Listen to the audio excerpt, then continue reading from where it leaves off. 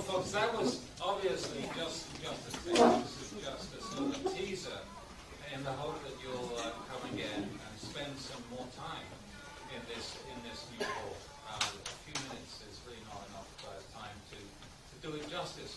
But it may have raised a few questions in your minds as you've been through the hall, and this is now the time to ask them, because next time you come,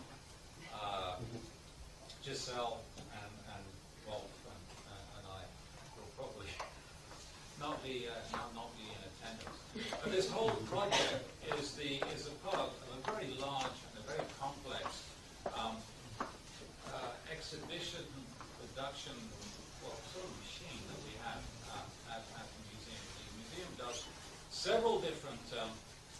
It's always working on a new permanent exhibition, and we have several different new temporary exhibitions which cycle through. Most of them originated here in any one year. So we have this very, very busy exhibition department.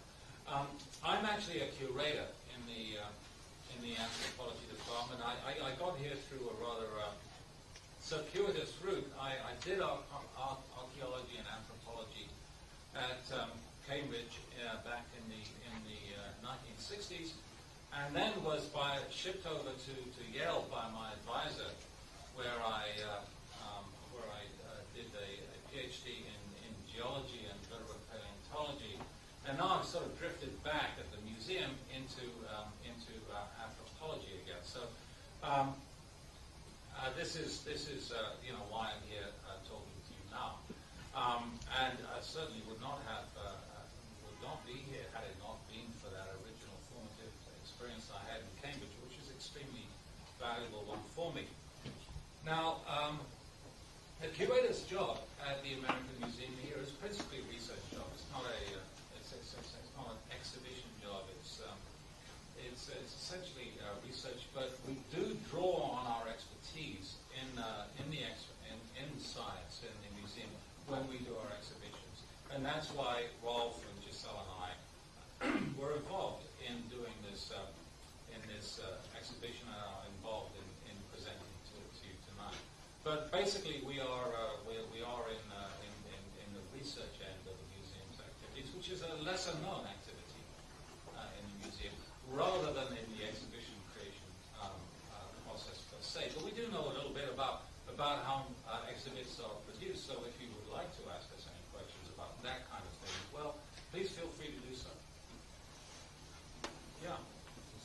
Thanks very much for asking what dinosaurs were. I will ask instead about the wheel of life, which I found very different than having seen anywhere else. But I also found some difficulty trying to maneuver through it since I'm not as familiar with binomial nomenclature as I perhaps should be, to try and figure out the relation of one thing. Not so much the relation as what was what. In looking at it, I'm wondering if you have any tips in terms of how one goes about playing with the touchscreens or the rest circumnavigate. Yeah. Can you repeat the question? Yeah, the question is basically about the tree of life. That's that large exhibit which you come to at the end of the DNA section. And DNA has been, of the show, DNA has been very, very important in figuring out the relationships among living groups. And George was having a bit of a problem navigating his way through this circle, this circular representation of a family tree. What it is a family tree. You could sort of unwrap the circle and extend it over a long period of wall and still represent the same relationships among the number of organisms that are represented there. But already we're in an oversimplification situation here, because there is somewhere between 2 million and 20 million living species in the world today. It's been about 1.7 million living species have been described, and yet there are estimates that even some people will go up to 100 million different species in the biota today. It's quite extraordinary, especially they've been trawling through the oceans to see what they can find living in seawater, and they're finding thousands upon thousands of new organisms that they can characterize by their DNA. So the nature is almost unbelievably, almost incredibly diverse, and this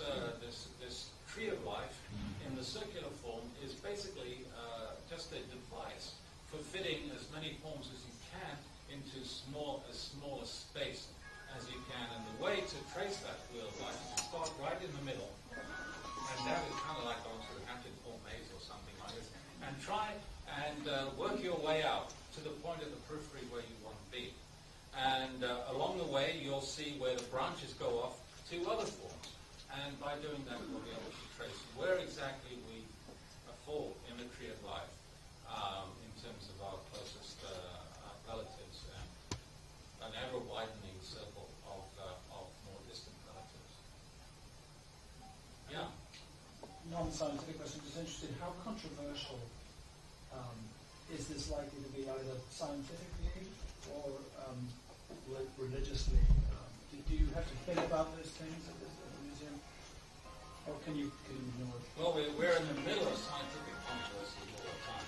And the DNA evidence has really been rewriting the book about the relationships between the larger groups of organisms because, following a common ancestry literally billions of years ago, you have had this incredible diversification with endpoints so different from each other morphologically in terms of their anatomy, in terms of their appearance, that really there are very few clues to exactly how they're related. And the DNA, as a common molecule that's shared among all living forms, or nearly all living forms, certainly nucleic acids are shared among all living forms, are allowing us to clarify this. And we have three different laboratories in the museum now that are pursuing molecular systematic studies. There's plenty of work being done on systematics on other types of evidence as well. So we're very deeply involved in this attempt to order and trace the evolution of the pattern of life function. As far as religion is concerned, we are a museum of science, and we are aware, obviously, of a potential conflict between religious and scientific beliefs. But I say potential conflict because it's really only a conflict that's there if you want it to be there. Science and religion cater to two totally different ways of knowing and experiencing the world. They answer different questions. Religion is generally devoted to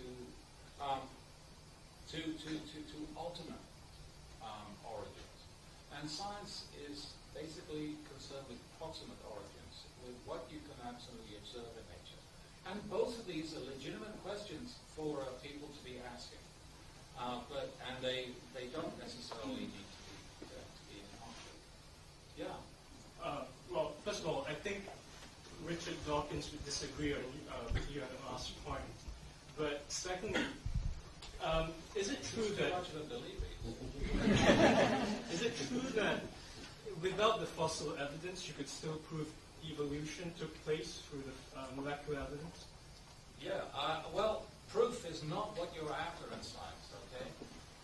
Science attempts to most accurately characterize nature, not to prove anything. Science is a system of ever-changing provisional knowledge, which is honed and changed and adapted as more becomes known about nature and life. So it's not an immutable structure that is built upon and becomes bigger and bigger and bigger by accretion, but it becomes more refined through reorganization in terms of our in light of observations that we make about the world. That's very different from a religious structure. Dawkins really believes very, very strongly that there is a fundamental contradiction between science and scientific and religious belief. He's very unusual among scientists in believing that. Most of us are much more middle of the road and recognize that you're looking at two different domains of knowledge that cater to different needs of the human psyche and the human spirit, and do not necessarily need to be in conflict. We're not explaining the ultimate in science. Would you agree with that? Yeah, I would. In terms of a It characterization? seems like in general terms, you might be able to say that religion is questioning why, whereas science is trying to question how. And so there is a difference between proximate and ultimate origins, some of the things which we can never know.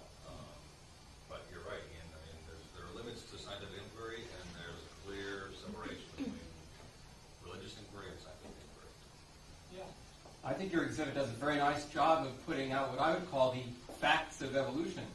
I think it's a problem perhaps that is sometimes called the theory of evolution.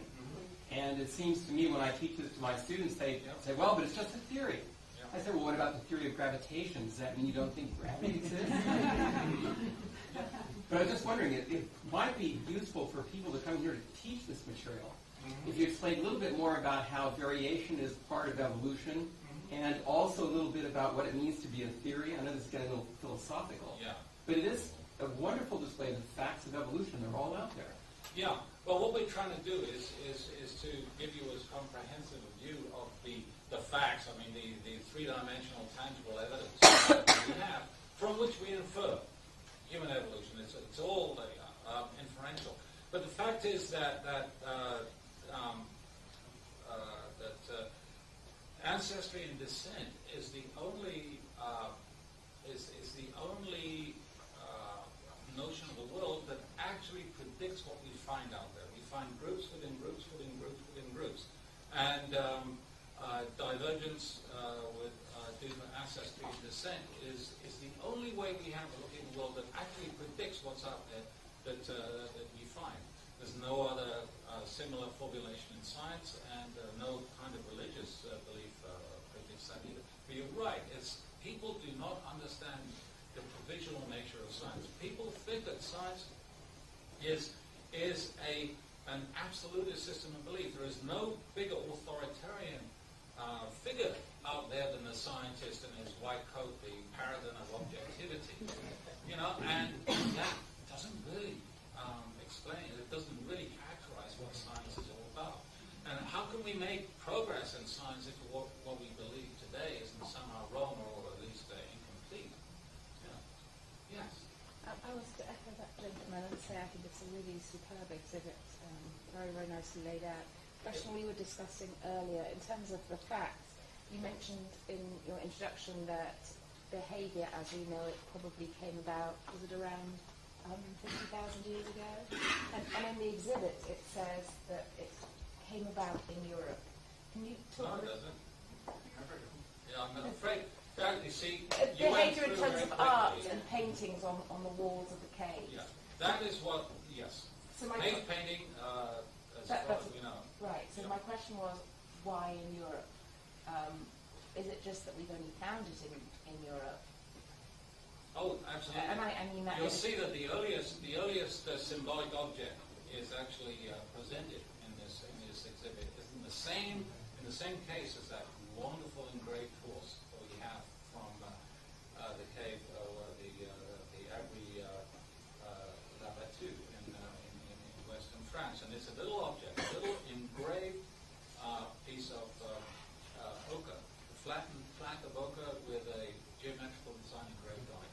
It's from Africa. It's about 75,000 years old, and it is the oldest thing that we have that can be interpreted unambiguously as a symbolic object. We have various other intimations from Africa in the period between about 75,000 to 80,000 and about 50,000, 40,000 years ago of similar early expressions of symbolism. That's what makes us different as a species from any other kind of species that's out there today, or any of the hominid species that preceded us. That is symbolic consciousness. What we do is we decompose what we see around us into a mass of symbols that we give names to, and we can recombine them to come up with new hypotheses. We can ask questions like what if. So we live in a world that we remake in our own minds, rather than in the real world as nature presents itself, which is the world that all other, as far as we know, all other organisms live in. And the first stirrings of this go back to Africa in this period around 75,000 years ago. But the most spectacular early expressions of this are found in Europe.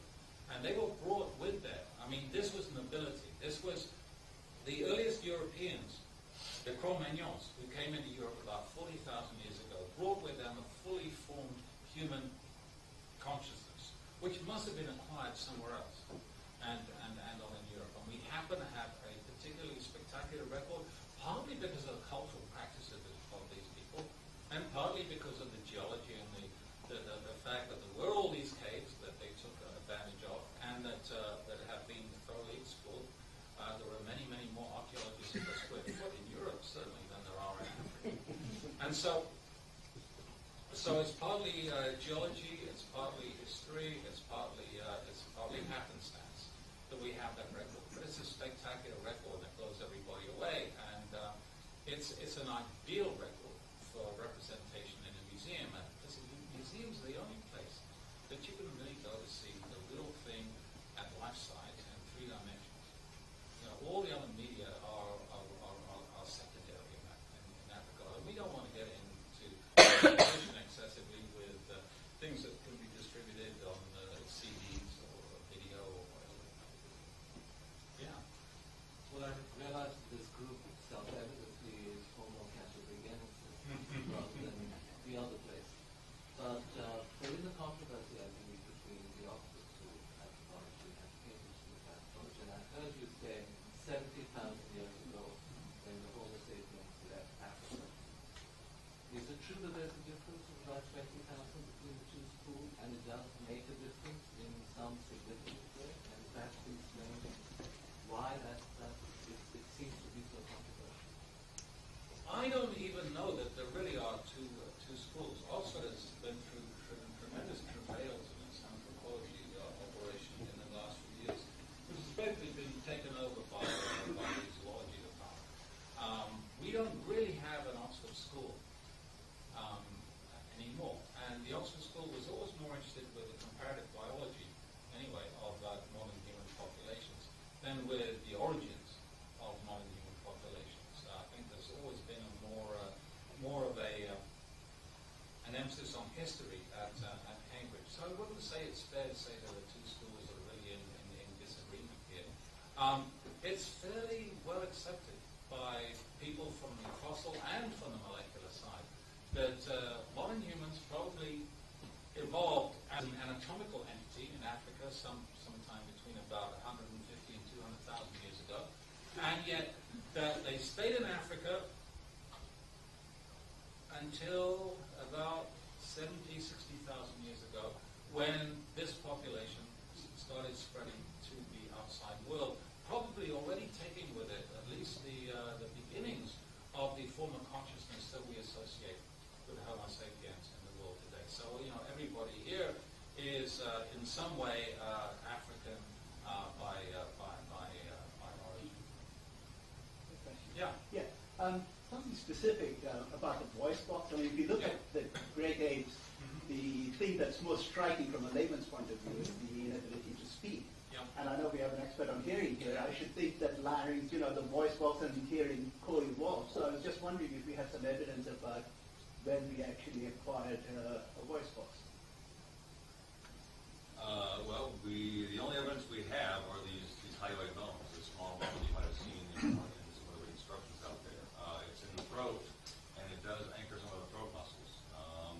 And there is one specimen known from a Neanderthal, which is about 60,000 years ago, so 60,000 years old, and it's identical to ourselves. So there don't seem to be any differences, at least in that part of the anatomy of the throat, between Neanderthals and ourselves. There's a couple of specimens from Spain that are a bit older, 600,000 years old or so, and those are also identical to ourselves, essentially. And most recently they have found a hyoid bone of Australopithecus afarensis, which is about 3 million years old, which is the same species that Lucy belongs to. And it is very different from ourselves. It's much more chimpanzee-like. And so we know now, with this new evidence, we know now, at least, that at some point during human evolution, this bone did change its anatomy. Whether the bone is directly related to speech capacities is a much more controversial issue. A lot of people are trying to say it is, but many people have been highly critical of that, and it seems that it's very difficult, if not impossible, to draw any kind of direct relationship between the anatomy of that bone and the ability to speak. So the fact that Neanderthals have a modern human-like hyoid bone doesn't mean they could necessarily speak. And it seems that probably is basically the primitive condition for the group that of hominids that Neanderthals and we both belong to. The latest notion, though, it used to be thought that we have a larynx that lies very low in our throat. Okay, so it's not what the voice box is composed of so much as where it lies in the throat, because that leaves a long pharynx above that can be modulated by our throat muscles to produce different sounds in the vibrating air column that it contains. Now it seems that it's not quite as simple as that either, and in fact, the retraction of our face, the very, very short face that we have, is a large component of what allows us to produce all the sounds that we use in articulate speech. And that's a very, very recent thing. One of the amazing things we know where Neanderthals came from the fossils that Rolf has worked with in Spain, it's obvious that Neanderthals had close relatives, and that in fact they're part of a larger, what they call a clade, a larger group of hominids that was endemic to that part of the world. Homo sapiens don't really have any good antecedents that we know yet in the fossil record, and that's possibly because clearly our ancestry ultimately lies in Africa that isn't completely explored, but we will hope to get a better record as things occur. Yeah.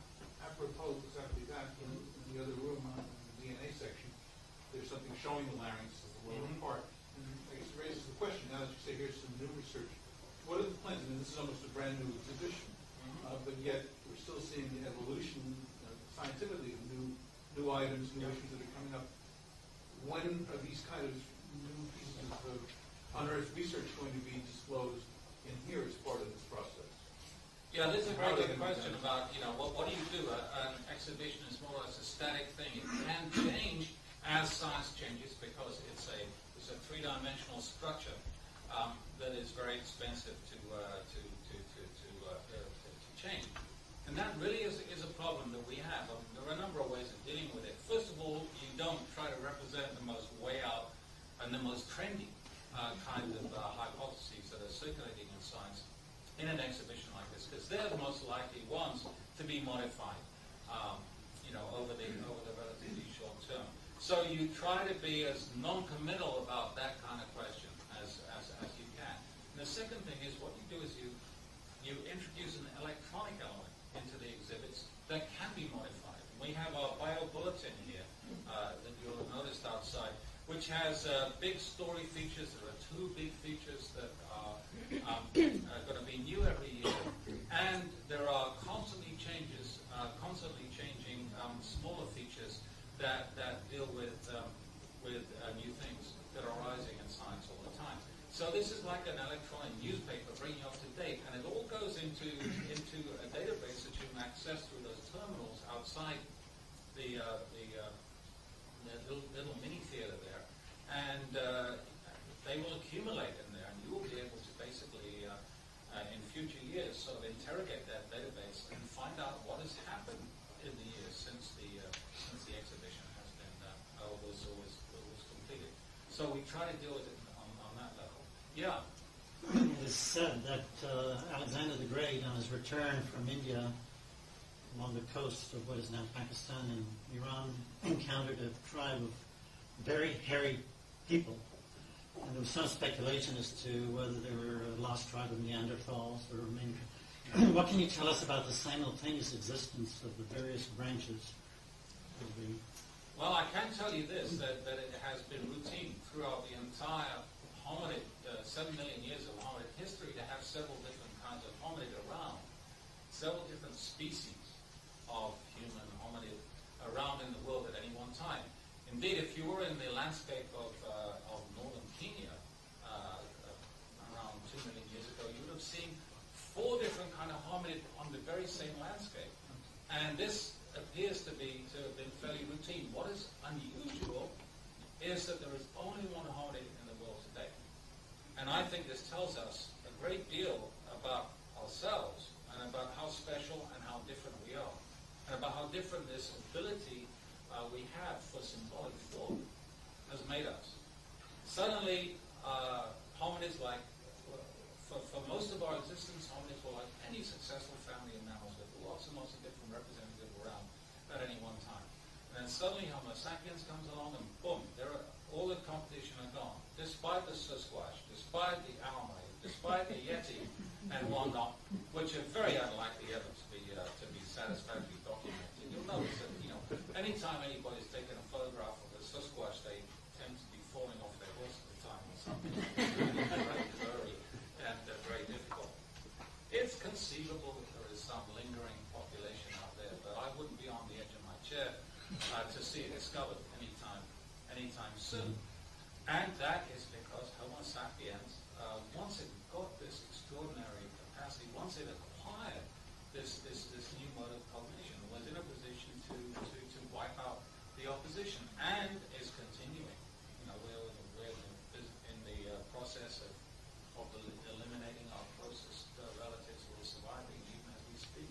Chimpanzees, bonobos, orangutans, gorillas, they're hanging on by a thread now, and that's just what we do.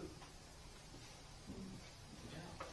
I'd like to come back to the tree of life. Yeah. I was a little confused by it because you said it was based on DNA, and I was trying to figure out that the similarity in DNA can be gauged by how close these species are to each other. I don't think that's the way it's laid out, or is it? The form of the tree itself, the tree is not based uniquely on DNA, but I think that tree particularly is principally based on DNA because it's representing very large groups of animals, and the larger and more distinctive groups, the less you have to compare in terms of physical structures, but they still share the same structure, they still share the DNA, and the similarities in there and the differences can be used to gauge a relationship. But so that's the basis of the tree. But the tree is circular, basically just as a sort of heuristic way of presenting the relationships of a lot of organisms in a very small space. It's just economizing on space essentially to have it as a circle. You could stretch it out on the wall all the way down, all the way around the wall in this room, as a tree starting at the bottom and branching out and branching out and branching out. You could do it that way, but you need a lot more space. But they're very different. So some species that are very close together are actually quite different in their DNA composition. Oh well, in this tree you have very large groups that are compared. You don't have any individual species. The only individual species you have are as exemplars of much larger groups, which can't be represented on the diagram because there are just too many of them. But you have plants, for example, very close to vertebrates. Well, no, that's only because the thing is circular. You've got plants here, but you have to go all the way around the tree to join them up. Right? There's no joining up between those things. But it's true now that the DNA has shown all kinds of things. We're more closely related to mushrooms than we are to palm trees. But we share 40% of our genes with a banana. Make of that what you will. But there are all kinds of really bizarre and counterintuitive things. But DNA is an amazing thing because it's a structure that is very, very highly conserved, and that we still